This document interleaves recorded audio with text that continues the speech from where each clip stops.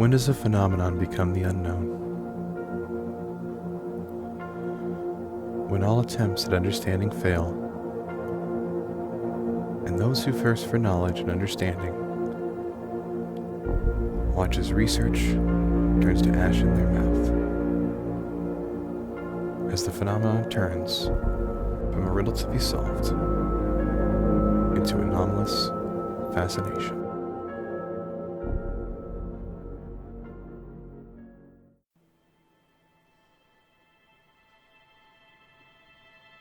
Hello, friends. Thank you for tuning in to episode 11 of the Anomalous Fascination podcast. As always, if you love the show and want to show your support, tell a friend about the show or hop on Apple Podcasts and leave a nice 5-star rating and review. Whenever you're listening to this, it is currently between Christmas and New Year's when I'm recording this, so rather than just not recording this week, I decided to give you a little something, albeit possibly shorter than usual. Once again, I'd like to thank a friend and listener for the suggestion for this topic. I received the suggestion from my buddy and fellow podcaster Rick back when I was first starting the show. I've always known I wanted to talk about this at some point, and figured this week would be the perfect time for a more bite-sized episode. I will warn you, this may be a bit more disturbing than past episodes, so buckle up and enjoy the show. Throughout human history, there has always been an argument on bad luck, curses, omens, or whatever you choose to call it. Whether it be sports teams, families, entire races of people, or even geographical locations. For whatever reason, at some point, things began falling apart for the teams, tragedies struck the family and races over and over, or the area, which once was quaint or innocuous, suddenly brings nothing but death and bad fortune. Lore often builds up around these places or events, to varying degrees of seriousness, of course, but no one is quite able to agree on whether this is coincidence, or if something more insidious is at work. No matter how bigger than life the lore becomes, there's one thing that remains true. There is something truly awful that happened. And even if we don't believe in curses, the omens, the hauntings, or even plain old bad luck, we find ourselves wondering, in the darkness of the night, is the nightmare over? Or could it come back? Let's take a stroll, shall we?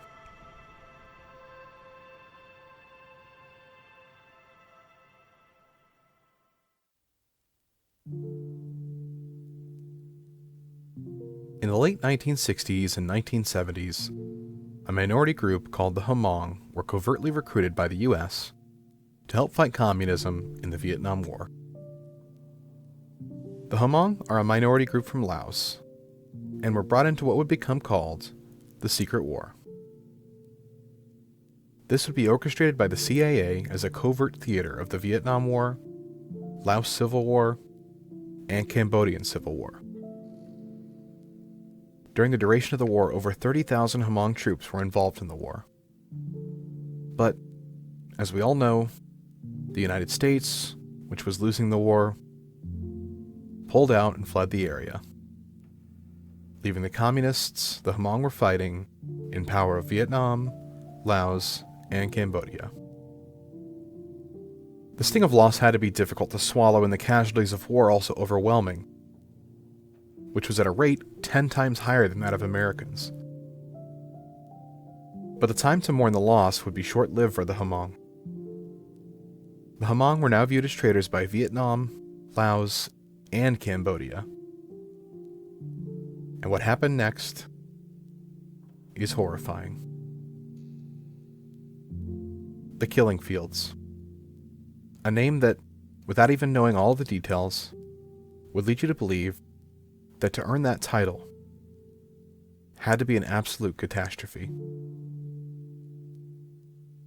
Within the country of Cambodia following the Khmer Rouge regime winning the Civil War, multiple reports show that between 1.5 and 3.5 million people were killed during this genocide and thrown into a collection of over 20,000 mass graves. Horrifying. At the same time, to a lesser degree, this was happening in Laos as well, with more than 300,000 people being murdered in their own genocide, a large percentage of which were the Hmong people.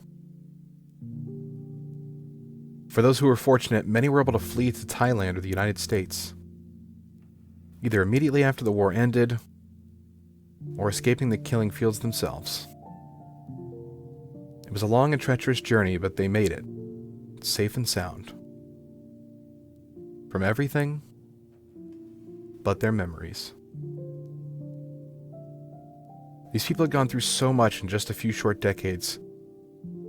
It was no surprise that even after arriving safely, that things were never going to be quite the same for them. Around 35,000 Hmong made it to the United States, and despite them being welcome as they were U.S. allies during the war, they faced a new challenge that no one could have possibly foreseen, and that to this day, no one can explain. In January of 1981, a middle-aged man named Yong Leng Tao, a refugee who had escaped Laos with his wife and 8 young children, found himself up late watching television before finally deciding to settle in for the night. He slipped into bed, briefly waking his wife, before they both went to sleep. A couple of hours later, his wife, Zhang Yu, awoke startled, as her husband's breathing was heavy and labored, getting louder and more intense by the second. She began shaking her husband, whose eyes were still closed, as he continued seemingly choking, straining to breathe. As she sat there, watching hopelessly, realizing there was nothing she could do to stop it. And within moments, he was gone. He was 47 years old.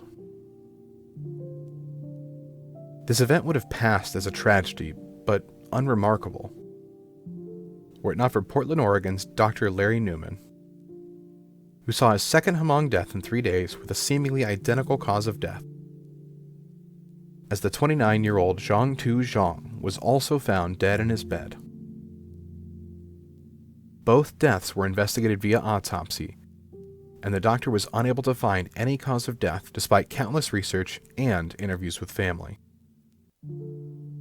Finally, Luman, the county medical examiner, was forced to pronounce a cause of death for both of these men, in which he wrote, quote, "pending." Luman was advised that in Minneapolis, a similar situation had happened, where 2 Hmong men died of identical circumstances and with no explanation. This caused further investigation, in which Luman discovered that between 1978 and 1980, he was able to find 13 cases, also sudden and also unexplainable nocturnal deaths.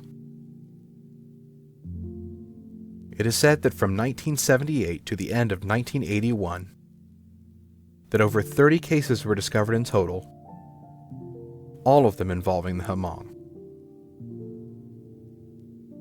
These investigations finally triggered the CDC to look into the matter, as they began publishing findings regarding the issue, calling this SUNDS, S-U-N-D-S, or Sudden, Unexplained, Nocturnal Death Syndrome.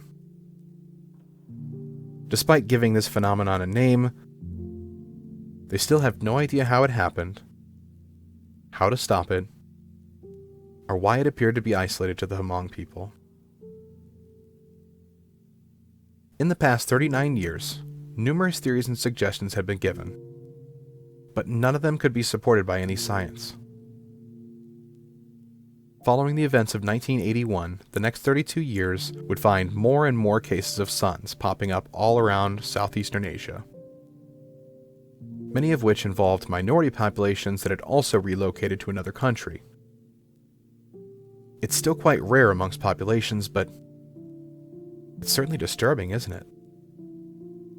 Particularly for our friends the Hmong, who seem to go through one thing after another, just to face one more horrifying nightmare once they'd gotten to safety. So what is it about this event that happened in 1981 in particular that caught my attention and inspired me to do this episode? Stay tuned after this short break to find out more.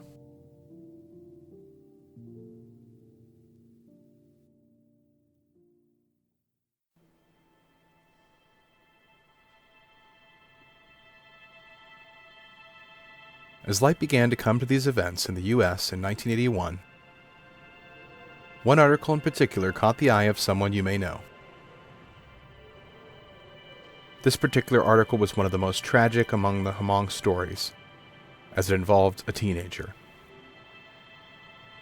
The boy complained for quite some time to his family of horrible nightmares when he slept, which didn't seem unusual to the family given what they'd all been through.